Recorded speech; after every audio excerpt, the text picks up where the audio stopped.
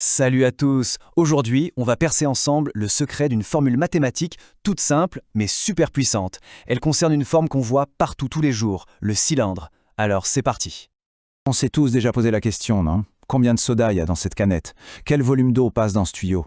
De la simple boîte de conserve à des citernes géantes, savoir calculer leur capacité, c'est essentiel. Et tout ça, ça commence par un peu de géométrie. Et ce qui est génial, c'est que toute la réponse tient dans une seule et même équation. Une formule super élégante qui nous ouvre les portes de la compréhension du volume. Et promis, elle est beaucoup plus simple qu'on ne l'imagine. Alors, quel est cet outil un peu magique? Allez, on ne fait pas durer le suspense, voici la formule qui va nous permettre de tout calculer. La voilà. Volume est égal à pi, fois le rayon au carré, fois la hauteur. C'est tout. Juste 3 petites lettres et un symbole, mais ensemble, ils ont le pouvoir de mesurer l'espace. C'est vraiment la clé qui déverrouille tout. Bon, pour bien maîtriser cette formule, il faut d'abord comprendre de quoi elle est faite. C'est un peu comme une recette de cuisine finalement. Si on ne connaît pas bien ses ingrédients, le résultat, risque d'être un peu bancal. Alors, premier ingrédient, le rayon, qu'on note R. Il faut juste imaginer la base circulaire du cylindre. Le rayon, c'est tout simplement la distance qui part du point central, du cœur du cercle, jusqu'à son bord. C'est lui qui définit la largeur de notre base. Et là, petite précision importante, il ne faut surtout pas confondre le rayon et le diamètre. C'est un piège classique. Le diamètre, lui, il traverse tout le cercle en passant par le milieu. Le rayon, c'est juste la moitié de ça. Donc si on a le diamètre, pas de panique, on le divise par 2 et hop, on obtient notre R. Facile, non? Deuxième ingrédient, la hauteur, le fameux H. C'est tout simplement ce qui donne sa longueur au cylindre. On peut imaginer qu'on empile des disques, comme des pièces de monnaie, les uns sur les autres. Eh bien la hauteur, c'est la mesure de cette pile. Et enfin le dernier ingrédient, le célèbre pi. C'est ce nombre un peu magique, une constante qu'on retrouve absolument partout dès qu'il y a un cercle dans les parages. Sans lui, impossible d'avoir des calculs précis. Alors oui, pi a une infinité de chiffres après la virgule, mais pas de stress. Pour la plupart des calculs du quotidien, utiliser une approximation comme 3,14 est amplement suffisant. C'est l'astuce pour se simplifier la vie tout en restant très précis.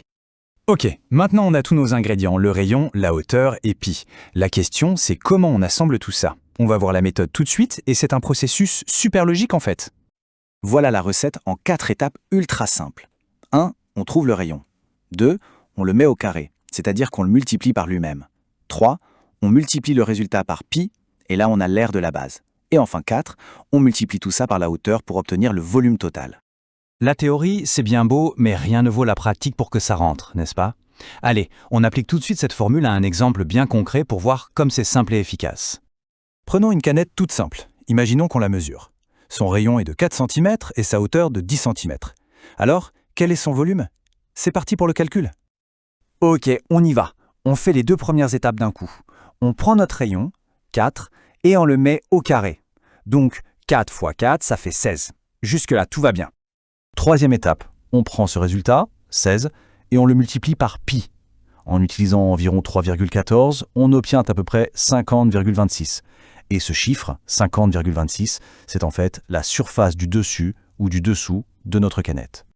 Et on arrive à l'étape finale. On prend l'aire de la base, 50,26, et on la multiplie par la hauteur, qui est de 10. Le résultat final, 502,6 cm3.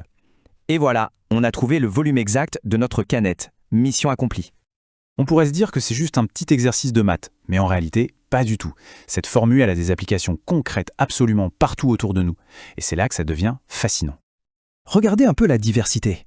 En ingénierie pour calculer la capacité des réservoirs d'eau, en mécanique pour la taille des pistons dans un moteur, en construction pour les piliers en béton, et ça va même jusqu'à la simple boîte de conserve dans la cuisine. Cette formule est vraiment fondamentale pour concevoir et construire le monde. Alors, la prochaine fois qu'on se balade, on peut ouvrir l'œil et essayer de repérer toutes ces formes cylindriques. On peut se poser la question, quels autres cylindres un peu cachés façonnent notre quotidien? La réponse pourrait bien nous surprendre et nous faire voir la géométrie qui nous entoure d'un tout autre œil.